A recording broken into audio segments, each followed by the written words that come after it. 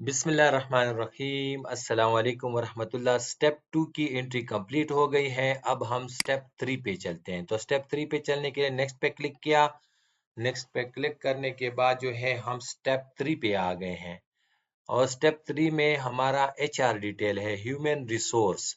HR से हमारे employees जो हमारे स्कूल में टीचर्स हैं या क्लर्क्स हैं या चौकीदार हैं या जो भी एम्प्लॉय हैं, टीचिंग एंड नॉन टीचिंग, वो तमाम स्टाफ की डिटेल आपको यहाँ पे दिखाई देगी।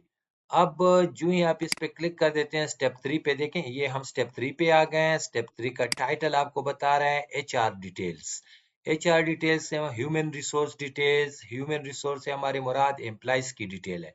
ठीक है, अब आते हैं और इसकी डिटेल के बारे में मैं आपको बताता हूं कि इसको अपडेट कैसे करेंगे। ठीक है, तो ये डेटा कहाँ से आया, आपके जहन में बात आएगी कि ये तो पहले से सारी चीजें मौजूद हैं। अब इसमें हम क्या करेंगे, तो ये बात याद रखें, IEMIS में, IEMIS में जो आपके स्कूल में एम्प्लॉयज मौजूद है, उस डेटा से SSR में ये डेटा यहाँ पे शिफ्ट किया गया है। ठीक है, तो अगर इसमें आप चेक करेंगे कि हमारे स्कूल में ये लोग जो हैं, ठीक है, जिनके नाम यहाँ पे नेम अवेलेबल है, यहाँ देखें। अब employee name, employee father name यहाँ पे अवेलेबल है। इसको आप आगे पीछे कर सकते हैं। अगर नजर नहीं आ रहा है तो आप लोग लिस्ट को देख लेंगे कि ये एम्प्लॉय हमारे पास, देखो टोटल कितने हैं, 33। तो क्या 33 स्कूल में मौजूद है कि नहीं है? अच्छा, अभी आपको यहाँ क्या काम करना होगा, आप देख रहे हैं जी, देख लिया आपने खुर्शीद इकबाल, मसलन ये खुर्शीद इकबाल की एंट्री है। आप कहते हैं कि ये बंदा तो अवेलेबल है, इट्स ओके। तो यहाँ पे स्टाफ स्टेटस है, इसके नीचे देखो ये, इस पे मैंने डबल क्लिक किया, जो अवेलेबल है तो यहाँ पे अवेलेबल का ऑप्शन बाय डिफॉल्ट आ चुका है, उसको आपको चेंज नहीं करना है। लेकिन आप कहते हैं कि ये फजल सुबहान जो है ये हमारे स्कूल का बंदा नहीं है, तो आप इस पे डबल क्लिक करेंगे और इस, आप कहते हैं कि ये हमसे ट्रांसफर हो चुका है, तो आप बेशक यहाँ पे ट्रांसफर कर दें। अब इसको आपने कर दिया ये। अब आप इसको देखते हैं कि ये हुसैन अली जो है, ये भी हमारे स्कूल से ये रिटायर हो गया, तो इसको रिटायर कर दे। और आप कहते हैं कि कोई अल्लाह न करे कोई शख्स जो है वो इसमें से फोत हो गया है, तो यहाँ पर है आपके डेटा में, आपके स्कूल के डेटा में, और उसकी डेथ हो चुकी है, तो आप इसको डेथ सेलेक्ट करेंगे। तो इस तरह ये ऑप्शन आप सेलेक्ट करेंगे तो आपके स्कूल के मौजूदा तादाद जो हैं, फिर बाद में इसको टिक कर दिया जाएगा ऑटोमेटिक तरीके से। ये नहीं है कि आपने यहाँ ट्रांसफर कर दिया तो बस IMIS में भी ये ट्रांसफर हो गया या वो वहां से भी रिटायर हो गया। ये बाद में DO ऑफिस में जो हमारे EMIS सेक्शन है, ये इस पे काम करेंगे, ये सारी चीजें ठीक हो जाएंगी। लेकिन आपकी स्कूल के हवाले से बात हो रही है, आप अपने लिए डेटा को ठीक कर लें आपके स्कूल के लिहाज से, कि आपके स्कूल में जो स्टेटस है डेटा का वो ठीक हो जाए। ठीक है, फिर बाद में वो दफ्तर में कैसे ठीक होगा वो मैकेनिज्म अलग है, वो दफ्तर वाले का काम होगा। आप लोगों का काम, यानी स्कूल वाले का काम या SDO सर्कल जो भी है जो एंट्री करते हैं, वो यहाँ पे सिर्फ वो काम करें जो सूरत हाल है, वो चीजें यहाँ पे बता दे। तो HR की बात हो रही है तो HR का बताए, सैंक्शन की बात हो तो सैंक्शन का बताएं। तो अब HR की बात हो रही है। चलो जी, मैंने यहाँ पे बता दिया कि स्टेटस आप चेंज कर सकते हैं कि ये ट्रांसफर हो चुका है, ये नहीं है, ये रिटायर हो चुका है। जो अवेलेबल होगा उसको उसी तरह रहने दे। अब ये तो हो गई एक कंडीशन। अब आप कहते हैं कि ये अवेलेबल लोगों में इसका नाम गलत है, ठीक है, या इसका डेट ऑफ बर्थ गलत है, तो यहाँ पे आप डेट ऑफ बर्थ पे क्लिक कर दें। तो यहाँ पे डेट ऑफ बर्थ को ठीक करने के लिए सबसे पहले आप क्या करेंगे, कैलेंडर का इस्तेमाल, ईयर पे क्लिक करें, तो ईयर सेलेक्ट करा, कहते हैं कि ये 1971 है, तो आप बेशक 1971 को कर दें। ये आप फिर कहते हैं कि महीना इसका जून का है और तारीख इसकी 9 है।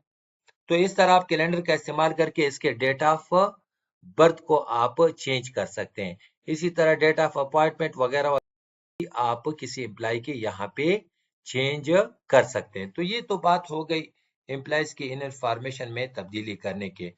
अब आते हैं ये ऊपर के जो 3 बटन हैं, जो पहले भी आप समझ चुके हैं सेक्शन में, तो यहाँ पे फिर समझा देता हूँ कि यहाँ पे इसका काम वही काम होगा।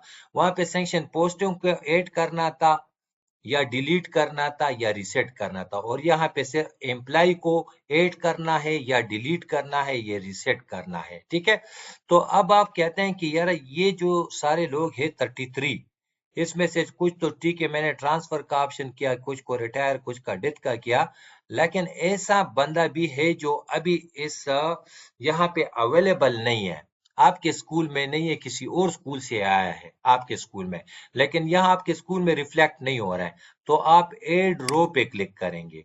जो ही एड रो पे क्लिक करें, इस ड्रॉप डाउन पे क्लिक करें और उस बंदे CNIC जो है यहाँ पे आप टाइप कर दें। जो ही आप उसकी CNIC टाइप करेंगे, पूरी CNIC यहाँ पे डैश के साथ लिख दें, तो वो लिस्ट में यहाँ पे आपको सामने नजर आ जाएगा, तो आप उस पे क्लिक कर दें। जो ही आप इस पे क्लिक करेंगे तो उसके सारे इंफॉर्मेशन यहाँ पे आ जाएंगे। ठीक है, देखिए उसके फादर नेम नहीं है तो फादर नेम आप यहाँ पे उसका लिख दें, और यहाँ पे उसका डिजिग्नेशन नहीं है तो आप उसका डिजिग्नेशन यहाँ से जो भी डिजिग्नेशन होगा, ये PhD है या जो भी है, वो यहाँ पे आप यहाँ से सेलेक्ट कर दिया, सीनियर PhD आपने सेलेक्ट कर दिया। मैं मिसाल दे रहा हूँ, अगर मैंने पोस्ट गलत सेलेक्ट किए है कि ये तो हाई स्कूल है, यहाँ पे तो PhD नहीं होता, तो कोई मसला नहीं है, बस मैं एग्जांपल ही देना चाहता हूँ कि उसका मसलन जो भी पोस्ट होगा वो यहाँ पे SSS है तो SSS सेलेक्ट कर दें और अवेलेबल को अवेलेबल ही रहने दें। तो इस तरह आप और एंट्री इस बंदे की कर दी। अब अगर आप कहते हैं कि एक और बंदा भी इसमें एंट्री करनी है, अपने स्कूल में इसको दर्ज करना है, किसी और स्कूल से या किसी ऑफिस में काम करे वहां से इसको यहाँ ट्रांसफर करना है, तो यही तरीका होगा। एड रो पे क्लिक करें, यहाँ से फिर उस बंदे की CNIC लिख दें, जो भी CNIC होगी वो सारी की सारी CNIC यहाँ नजर आ जाएगी, यहाँ से उसको सेलेक्ट करें, उसकी सारी इंफॉर्मेशन यहाँ पे खुद ब खुद फिल हो जाएगी, और डिजिग्नेशन सिर्फ आपको सेलेक्ट करना होगा कि कौन सा डिजिग्नेशन है, डिजिग्नेशन सेलेक्ट करें। इस तरह आप इंट्रीज के जरिए जो है नए बंदों को यहाँ एंटर कर सकते हैं। अब बात यह रह गई है कि क्या ये जो दो एंट्रियां हैं, इसमें अगर आपसे गलती हुई, आप कहते हैं मैं इसको डिलीट करना चाहता हूं, तो मैंने पहले भी बताया कि आपने जो एंट्री यहाँ पे ऐड किए, आप अपनी एंट्रीज को डिलीट कर सकते हैं, जो पहले से मौजूद थी उसको डिलीट नहीं कर सकते, बल्कि उनके स्टेटस को सिर्फ आप चेंज कर। तो मैं इनको डिलीट करना चाहता हूं तो डिलीट पे क्लिक करूंगा, तो ये एंट्री खत्म हो गई है। ठीक है, तो ये हुआ तरीकेकार डिलीट का, ये हुआ नए पोस्ट को नए एम्प्लॉय को ऐड करने का।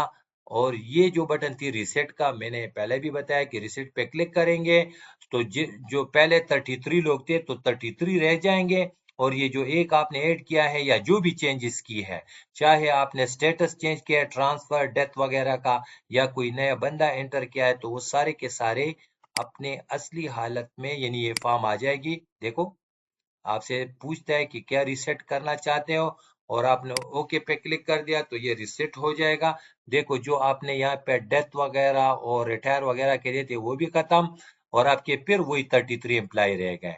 यानी आप फिर से अब इसमें एडिशन कर सकते हो, इसमें चेंज कर सकते हो, इसमें नई पोस्ट ऐड करके डिलीट कर सकते हो। ठीक है, तो ये वो तरीके आपको बता दिया कि एम्प्लॉय को ऐड कैसे करेंगे, डिलीट कैसे करेंगे, और अवेलेबल एम्प्लॉयज को यहाँ पे उसमें उसके डेटा में चेंज कैसे करेंगे।